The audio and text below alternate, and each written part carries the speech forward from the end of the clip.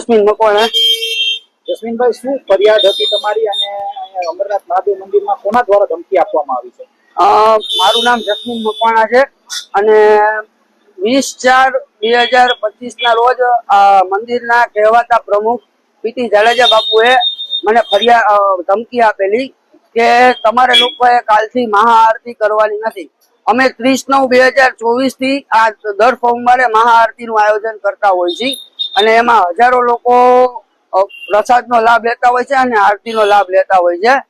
એના અનુસંધાને મને કહેવામાં આવેલું કે તું હવે કાલથી આરતી કરતા નહીં તમે લોકો, અને જો કરશો તો તું આજથી મારો દુશ્મન છો અને હું તલવાર લઈને બેસીશ। પછી મંદિરમાં કોણ તમે લોકો આવી શકો છો ઈ જોજો। હું પોલીસ આરતીમાં આપણે જે એજી ચોકમાં જે ચમત્કારી હનુમાન યુવા ગ્રુપ છે એના જે સ્વયંસેવકો છે ઈ જ લોકો આવે છે। ખાસ તો શું કહેવામાં આવ્યું છે અત્યારે તેમના દ્વારા, અને આ ફરિયાદ છે તે ક્યાં સુધી પહોંચી છે? આ ફરિયાદ અત્યારે ગઈકાલે અમે લોકોએ કરી છે, એટલે તાલુકા પોલીસ સ્ટેશનના પીઆઈ સુધી પહોંચેલી છે।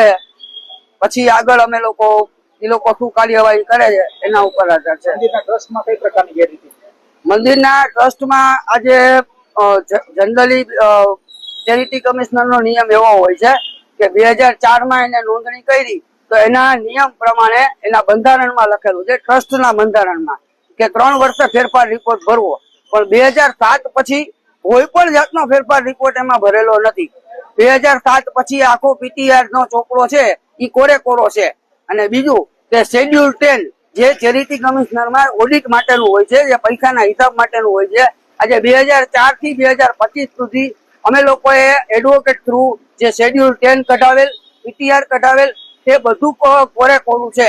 એટલે એના એડવોકેટના કહેવા મુજબ અત્યારે એવું છે કે 2007 પછી આ ટ્રસ્ટની માલિકી કોઈની ન કહેવાય। અક્ષિતસિંહ પ્રવીણસિંહ જાડેજા।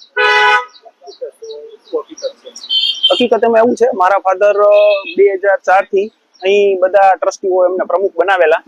એ પછી અમુક વર્ષો પછી અમુક ટ્રસ્ટીઓ જે અત્યારે એમ કે છે કે આમાં ટ્રસ્ટીઓ છે એ લોકો 15-17 વર્ષથી કોઈ આવેલું નથી, અને જે પણ ફેરફાર રિપોર્ટ છે એ બધું જ આપણે ચેરિટીમાં રજૂ કરેલું છે।